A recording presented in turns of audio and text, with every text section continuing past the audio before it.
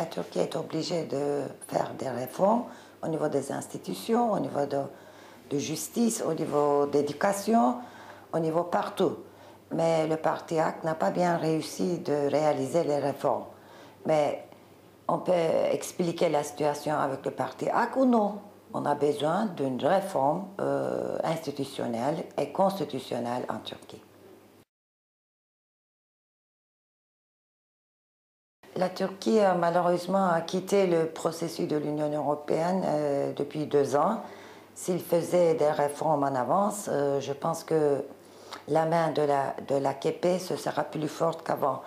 Mais si la Turquie a une volonté d'être membre de l'Union européenne, est obligée de faire ces réformes et vice-versa du système. Mais le parti AK n'a pas bien réussi depuis 2 ans. Et toutes les explications qu'on a venues de l'Union européenne, c'était tout à fait juste et vrai, mais on a pris beaucoup de réactions en Turquie et par des, entre guillemets, des nationalistes.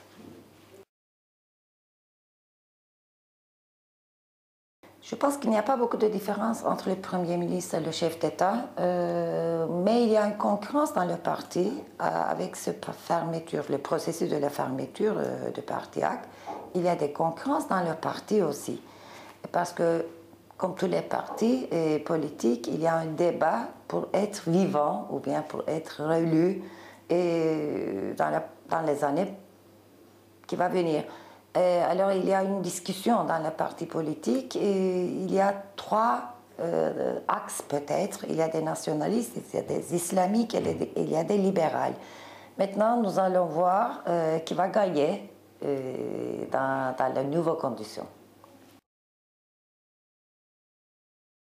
Non, non, je ne pense pas. L'AKP, c'est la garantie de laïcisme parce que quand on est islamique, on peut sauver la laïcité plus facilement en expliquant en turc qu'est-ce que ça veut dire le laïcisme et le droit de voile dans les universités ou bien dans les publics.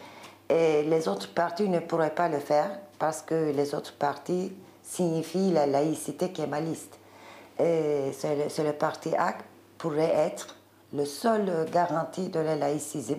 Je ne pense pas que le parti AK présente une islamiste tendance.